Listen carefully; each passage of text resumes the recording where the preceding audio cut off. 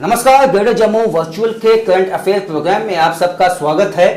आज हम बहुत ही अहम मुद्दे को जो है हाईलाइट करने वाले हैं।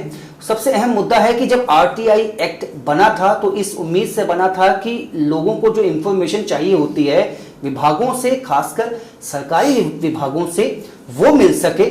लेकिन 2004 में जब ये आया तो चल नहीं पाया। फिर 2005 में सेंट्रल गवर्नमेंट ने इसको लागू किया और 4 साल लग गए जम्मू कश्मीर स्टेट में इसको आने को। 2009 में जो है इंफॉर्मेशन एक्ट जो है जम्मू कश्मीर में लागू हुआ, लेकिन समय के साथ साथ इसमें बदलाव आते गए और हम सीधे शब्दों में ये कहें कि इसको डिल्यूट करने की भी कोशिश की गई है। किस हद तक ये डिल्यूट हो चुका है, इस पे हम आज बात करेंगे। करंट अफेयर्स में हमारे साथ जाने माने आरटीआई एक्टिविस्ट बलविंदर सिंह जी मौजूद हैं। बलविंदर जी, बहुत बहुत स्वागत है आपका ग्रेटर जम्मू में। बलविंदर जी, जब ये 2009 की ही बात करते हैं क्योंकि 2009 में ये जम्मू कश्मीर में आया, तो तब इसमें कितनी ताकत थी और आज के समय में वो ताकत क्या वैसी ही है या डिल्यूट हो चुकी है? देखिए, जब 2009 में जो जेएंडके में आया, ये जो सेंट्रल एक्ट था उससे कहीं ज्यादा पावरफुल था, क्योंकि सबसे बड़ी जो इसमें बात थी, जो सेंट्रल एक्ट है उसमें टाइम बाउंड डिस्पोजल नहीं है सेकंड अपील का। तो हमारे एक्ट में वो प्रोविजन रखा गया कि टाइम बाउंड रखा गया जी। तो टाइम बाउंड रखने से आप ये समझिए कि इतना फर्क पड़ता है कि वहां डिस्पोजल नहीं रहता। हमारे यहाँ पर सेकंड अपील में इंफॉर्मेशन कमीशन में डिस्पोजल टाइम बाउंड था, इस वजह से यहाँ पेंडेंसी नहीं थी। तो अगर आज आप बात करें सेंट्रल गवर्नमेंट के जो एक्ट के सेंट्रल इंफॉर्मेशन कमीशन के एक्ट में, वहां 30 साल से लेकर 35 साल तक उसमें पेंडेंसी, आज की डेट में एज अ डेट भी पेंडेंसी वहां पर। अच्छा। तो जिस वजह से मैं समझता हूँ हमारा रियासत का जो एक्ट था ये सेंट्रल एक्ट से कहीं ज्यादा मजबूत था, इसी वजह से कि टाइम बाउंड था। और एक चीज और कहूं कि जब कभी पीआईओ को ये डर रहता था अगर मैं 30 दिन के अंदर जवाब नहीं दूंगा फर्स्ट बिल लग जाएगी, 45 दिन के अंदर फर्स्ट बिल का डिस्पोजल होगा, अगर मैं वहां भी ठीक नहीं मैंने इन्फॉर्मेशन दी उसके बाद मेरी पेशी जो हमारा यहाँ इन्फॉर्मेशन कमीशन था डीसी ऑफिस बाजार रोड के साथ था, तो उनको कईयों को पेनल्टी भी लगी। उनको डर बन गया कोई वाकई नहीं, अगर हम जवाब नहीं देंगे तो हमें वहां पेनलाइज किया जा सकता है, हमारे खिलाफ एक्शन लिया जा सकता है, डिपार्टमेंट इंक्वायरी इनिशिएट की जा सकती है। तो उनको एक डर था। तो लेकिन अब आप जैसे आप समझते हैं कि जब से हमारी यूटी बन गई, सर यूटी बनने से हमारे एक्ट को बिल्कुल ही डाइल्यूट कर दिया गया, क्योंकि यूटी में अब यहाँ इंफॉर्मेशन कमीशन तो रहा नहीं जी। अब हम पे जो लागू होता है सेंट्रल एक्ट लागू हो गया, इंफॉर्मेशन कमीशन भी जो यूटीज कहीं भी यूटी है वहां पर इंफॉर्मेशन कमीशन नहीं है और सेंट्रल का इंफॉर्मेशन कमीशन ही चलता है। तो मैं समझता हूँ जो एक बहुत ही जम्मू कश्मीर में एक एक्ट बड़ी अच्छी तरह से एस्टेब्लिश हुआ था और इसमें एक्टिविस्ट का बहुत बड़ा रोल था। अच्छा। क्योंकि काफी लोग जहाँ पर जम्मू के एक्टिविस्ट थे और कश्मीर से भी काफी एक्टिविस्ट थे जी, जिन्होंने इसको इम्प्लीमेंट करने में, जिन्होंने इसको स्ट्रेंथन करने में लोगों को सेंसिटाइज किया। अब ऑफिसर्स को जाके इवन ट्रेनिंग देने के लिए इम्पा तक हम भी कई बार गए, इम्पा में जाके ऑफिसर्स को सेंसिटाइज करने के लिए जाते रहे। पब्लिक के कैंप्स लगाए बहुत बार, हमने भी लगाए, संघर्ष घाटी मूवमेंट की तरफ से कश्मीर में भी लगे। तो एक बहुत ही अच्छा मैं सोचता हूँ ट्रांसपेरेंट रिजीम सेट हुआ था यहाँ। हर कोई डरता था, कोई भी अफसर अब गलती करने से पहले सोचता था भाई अगर मैं गलत काम करने जा रहा हूँ तो मुझे आरटीआई लग जाएगी, अगर मैं बैकडोर किसी के अपॉइंटमेंट करने जा रहा हूँ मुझे आरटीआई लग जाएगी। तो एक साइकोलॉजिकली प्रेशर बन गया था पीआईओ के ऊपर या किसी भी अफसर के ऊपर। काम करने से पहले 10 बार सोचता था, पर ये पहले का दौर खत्म हो गया जब पब्लिक पूछ नहीं सकती। अब पब्लिक को एक राइट मिला है, फंडामेंटल राइट दिया गया हमारे संविधान के अंदर कि वो आरटीआई लगा के अपना कोई भी सवाल पूछ सकता है। और इवन के आप कह सकते हैं कि बैगर भी कहीं न कहीं छोटे इंसान भी प्राइम मिनिस्टर ऑफ इंडिया को 10 रुपए की खर्च करके आरटीआई लगा सकता था। इतना जबरदस्त ये टूल सरकार ने दिया था, बहुत ताकत दी थी ये एक। बलविंदर जी, इसके साथ साथ जानना चाहूंगा कि जब पहले आरटीआई करते थे तो फर्स्ट अपील जो रूल्स और रेगुलेशंस थे वो तो सेम थे। जो पीआईओ है उसको जवाब देना होता था 30 दिन प्लस 7 दिन जो रिसिप्ट के बाद। लेकिन अब ऐसा देखा गया है कि जो इंफॉर्मेशन वैसे तो दी नहीं जाती है, अगर दी जाती है तो वो आधी इंफॉर्मेशन होती है या उसको आगे पीछे एक तरह से हम कहेंगे कि विभागों के पास भेज दिया जाता है अलग अलग। क्योंकि अगर हम डायरेक्टरेट, एक एग्जांपल है, हमने ही अगर कोई आरटीआई की है डायरेक्टरेट ऑफ स्कूल एजुकेशन पे कि कितने स्कूल खोले गए पिछले 3 सालों में, वो डायरेक्टरेट के पास डाटा होना चाहिए, लेकिन वो डाटा होने के बावजूद सभी कंसर्न सीईओ को जो बोलता है कि आप कंपाइलेशन कीजिए, डाटा दीजिए, फिर इनको भेजिए, वो बड़ा क्यूम्बरसम हो चुका है ये एक्ट। आपको लगता है कि कहीं ना कहीं ये सोची समझी साजिश है? देखिए, बिल्कुल मैं समझता हूँ जो चीज़ आप बात करते हो और आपने मुझसे डिस्कस भी किया कि आपने डायरेक्टर स्कूल एजुकेशन से आर्टिकल का कुछ पूछना चाहा, तो मैं समझता हूँ कितने स्कूल नए खुले, ये डाटा जो है एक सेंट्रलाइज डाटा होता है, क्योंकि डायरेक्टर स्कूल एजुकेशन के पास अपने स्कूलों का डाटा है। बिल्कुल। भाई मेरे पास कितने स्कूल पिछले साल थे, उनमें नए हमने कितने स्कूल खोले, ये सारी ही जितनी एक्टिविटी चलती है, जितने भी ऑर्डर्स होते हैं डायरेक्टर स्कूल एजुकेशन की तरफ से निकलते हैं नया स्कूल खोलने का, तो ये सारी information he is supposed to maintain on such regards, उसके पास कंप्यूटराइज्ड डाटा होता है। लेकिन कहीं ना कहीं पीआईओ कुछ चीजों को छुपाना चाहते हैं, नहीं बताना चाहते, तो वो फर्दर उनको सीएस को ट्रांसफर कर देते हैं। और जब इसकी ट्रांसफर मल्टी डिपार्टमेंट्स में अलग अलग जगह चली जाती है, तो फिर पीआईओ एग्जॉस्ट हो जाता है, जो एक एप्लीकेंट है एग्जॉस्ट हो जाता है। फिर वो अगर 10 जगह सीओस को या 20 सीआईओ को उसने ट्रांसफर कर दी, तो वो फिर फर्स्ट अपील अथॉरिटी भी चेंज हो जाएंगे। हाँ। तो वो फर्स्ट अपील आप कहाँ जाके करोगे, कहाँ फॉलो करोगे, किस किस से जवाब लोगे, वहां पर फिर आपको वो डिलीट कर दिया जाता है, आपको जवाब नहीं मिलता।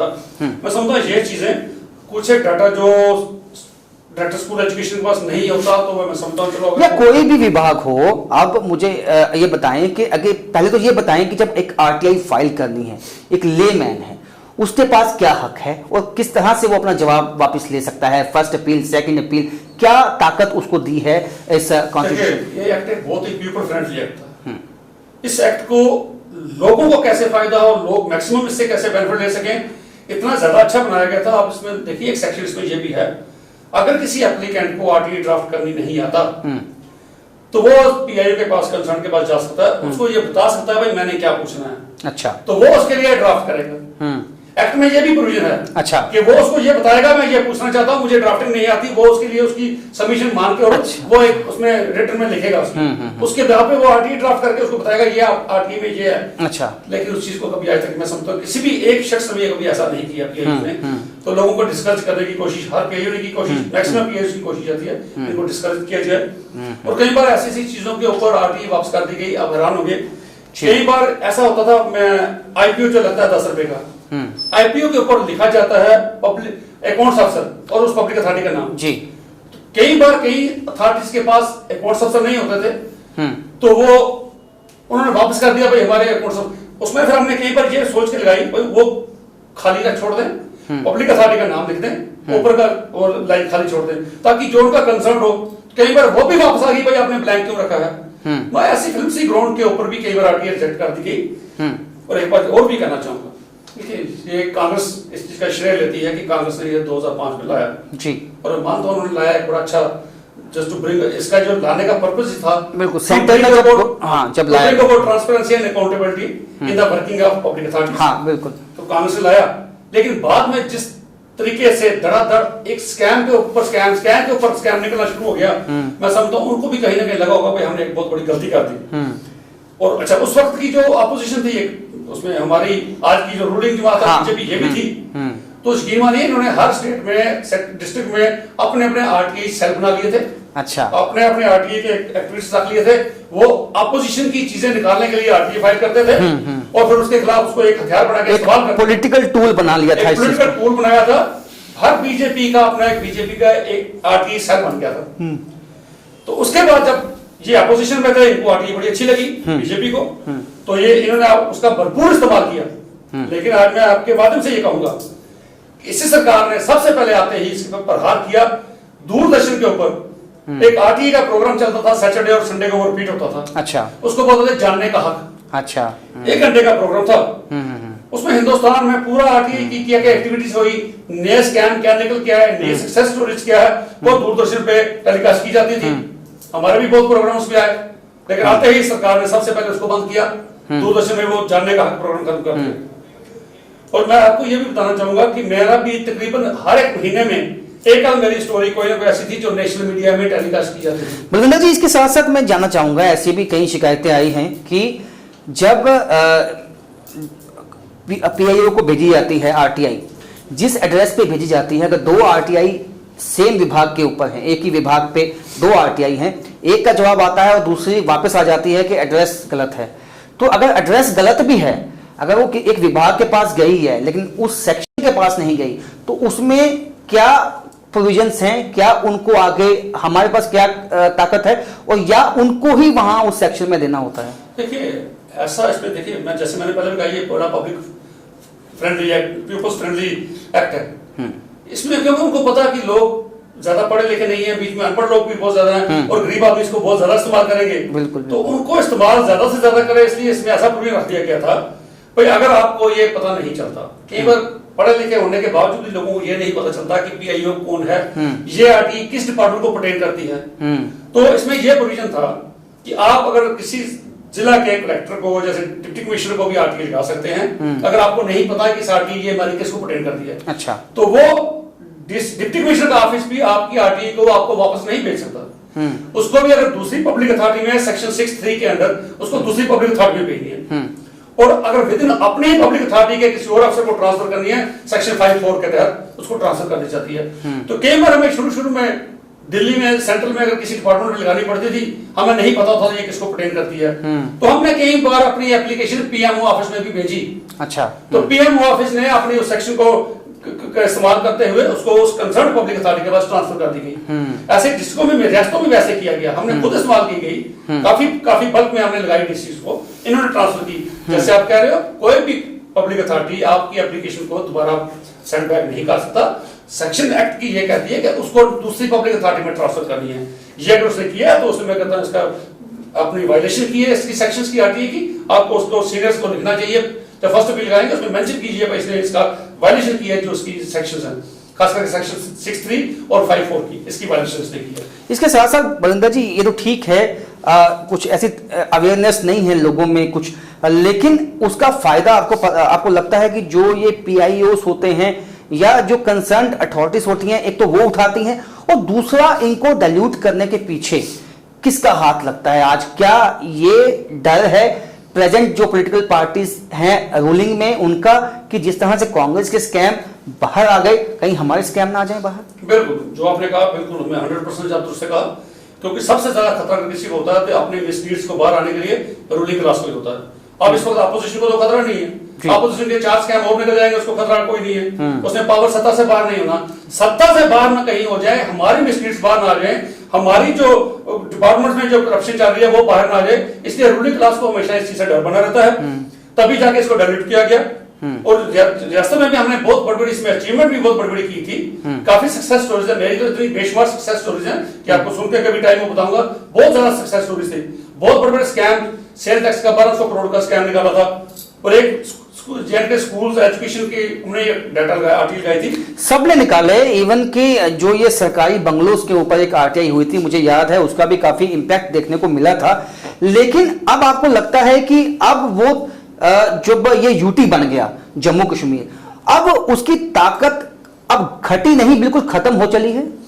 देखिए बिल्कुल मैं तो कहूंगा खत्म हो चली है, क्योंकि अब मेरे जैसा एक्टिविस्ट जो हमेशा रात को बहुत लेट तक बैठा रहता हूँ, ड्राफ्टिंग करता रहता हूँ, यकीन मानिए पिछले 1 साल में कोई सेकंड अपील मैंने नहीं लिखाई, क्योंकि अगर आप कहीं आप स्कैम देखते हैं, कहीं आप कोई ऐसी चीज देखते हैं तो आप कोशिश करते हैं आरटीआई लगाएं, ये डाटा निकालें, और ये डाटा आज की डेट में आपके लिए एक रेलेवेंट है। हाँ, आज आपको जरूरत है, बिल्कुल बिल्कुल डाटा अगर आपको आज जरूरत है, अगर 2 साल बाद आपको मिलता है तो उसकी रेलेवेंस में समझता है। बिल्कुल बिल्कुल, जैसे आप मीडिया हाउसेस में काम करते हैं जी, मीडिया के लिए न्यूज होती है जो अभी व्हाट हैपेंड टुडे, बिल्कुल कल ये खबर नहीं रहती, खबर ये ताजा है, आज है।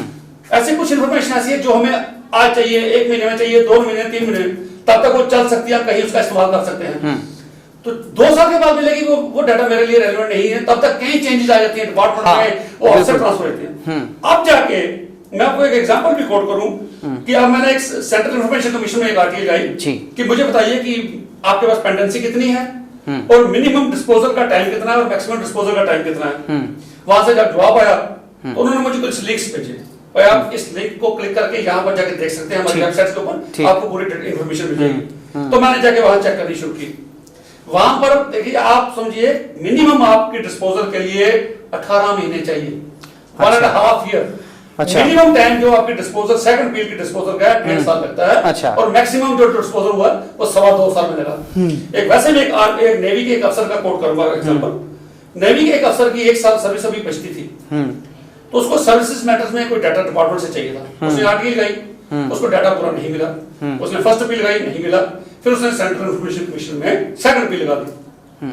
तो मैं समझता हूँ वो सेकंड अपील अगर उसमें डिस्पोजल होता, उसको इन्फॉर्मेशन मिलती, तो उसके शायद कुछ बेनिफिट्स थे, कुछ और चीजें थी जो डिपार्टमेंट में उसके काम आने वाली थी। बिल्कुल बिल्कुल। उसका डिस्पोजल नहीं हुआ। आप यकीन मानिए वो रिटायर हो गया। रिटायरमेंट के उसके 1 साल के बाद करीबन उसको सीआईसी सेंट्रल इंफॉर्मेशन कमीशन से लेटर आती है, भाई आपकी सेकंड अपील का हियरिंग है तो आप आइए। उस वक्त उसने लेटर लिख के भेज दिया, उसने कहा अब मुझे ये डाटा नहीं चाहिए, इस डाटा की जरूरत आज से 2 साल पहले मुझे थी, आज अब 2 साल के बाद मेरी हियरिंग है, अब ये डाटा मेरे लिए कोई मायने नहीं रखता, क्योंकि अब इस डाटा को लेके मैं अपनी सर्विसेज के बुक में या किसी चेन में कोई चेंजेस नहीं करवा सकता, अब मेरे लिए ये डाटा रेलेवेंट नहीं है, इसलिए मैं नहीं आऊंगा, मेरी इसको डिस्पोज कर दीजिए। तो ये समझता हूँ जो चीज आपको आज चाहिए। जम्मू कश्मीर में जो था हमें पता था, और आज पीआईए को भी पता था, जवाब नहीं दूंगा, फर्स्ट अपील आएगी, फर्स्ट अपील 45 दिन के बाद खत्म हो जाएगी, उसके बाद ये सेकंड अपील में चला जाएगा। तो सेकंड अपील का डर था, क्योंकि टाइम बोर्ड था 60 डेज के अंदर, हमारे एक्ट में प्रोविजन था सेकंड अपील का disposal 60 days, maximum up to 120 days, तो उसमें रीजन देना पड़ता था। हाँ, बिल्कुल। डिस्पोजल लेट क्यों हुआ? सेंट्रल एक्ट में ये प्रोविजन ही नहीं है। अच्छा। वहां ओपन है और वहां पर रश बहुत रहता है।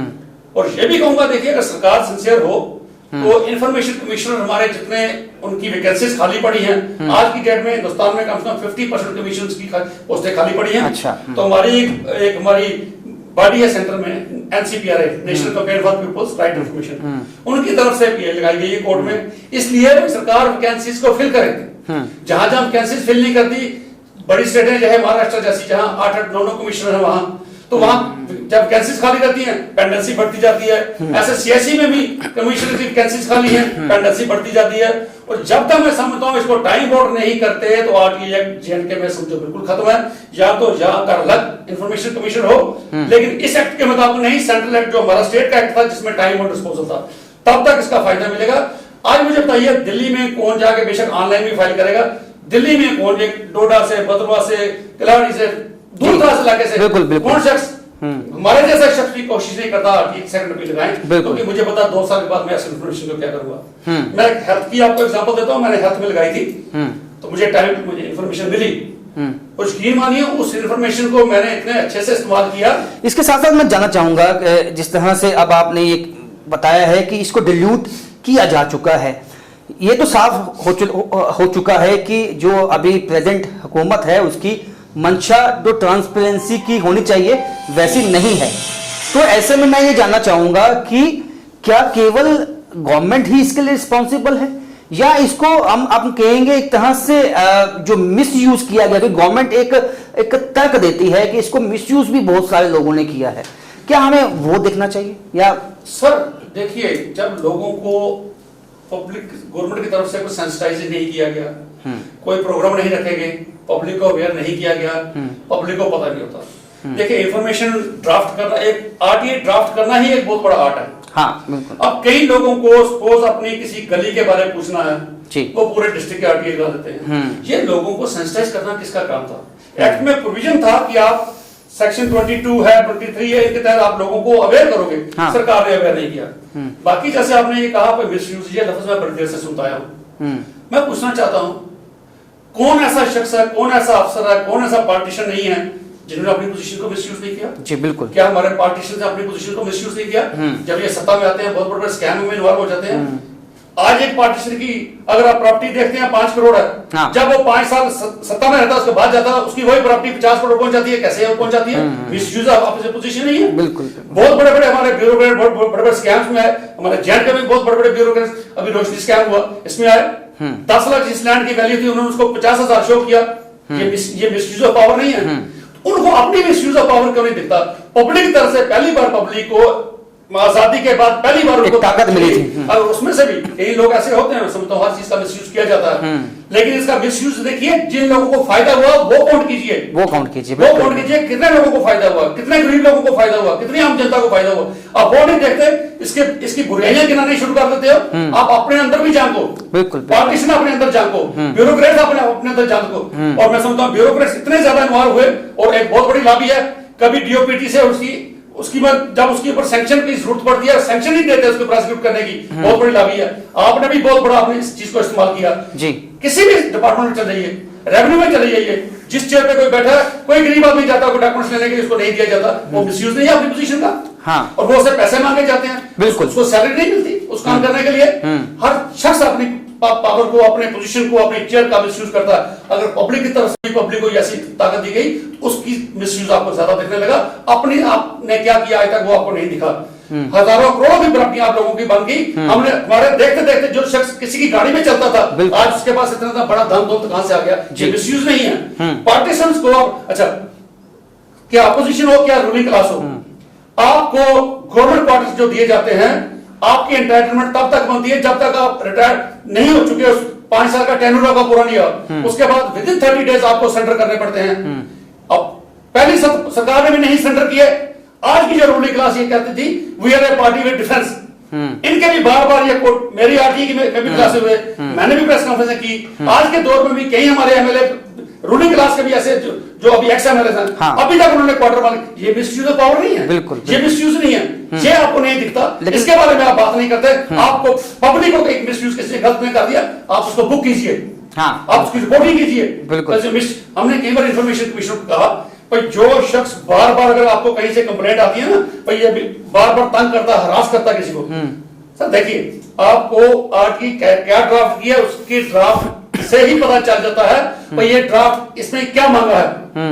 जब किसी ने पर्सनल इंफॉर्मेशन मांगी है, इट मींस ब्लैकमेल करना चाहता है। हाँ। जब आपने इंफॉर्मेशन वो मांगी है जो आपको जरूरत है, ठीक है मांगिए, जो आप पब्लिक के लिए करना चाहते हैं वो मांगिए। आप जिस शख्स की इंजीनियर की पब्लिक, बहुत से जम्मू में ऐसे ब्लैकमेलर बैठे हैं, हाँ। कई इंफॉर्मेशन डिपार्टमेंट में लोग थे रिटायर हो चुके हैं, आज उनका सिर्फ यही काम है जम्मू म्युनिसिपल कॉर्पोरेशन में लगानी, भाई ये मकान बन रहा है, इसकी नक्शा दे दीजिए, इसमें कितनी वायलेशन की है, क्यों की है, फिर उसके साथ डील करके 20-20,000 50,000 उससे लेना शुरू किया उन्होंने। है लोग मिसयूज, लेकिन आप उसको पकड़ते क्यों नहीं? अच्छा। हमने कई बार इन्फॉर्म किया भाई ये लोग ब्लैकमेलिंग करते हैं, डिपार्टमेंट ने लिख के दिया भाई बार बार हमको हरास किया जाता है, तो उसके खिलाफ एक्शन लो ना।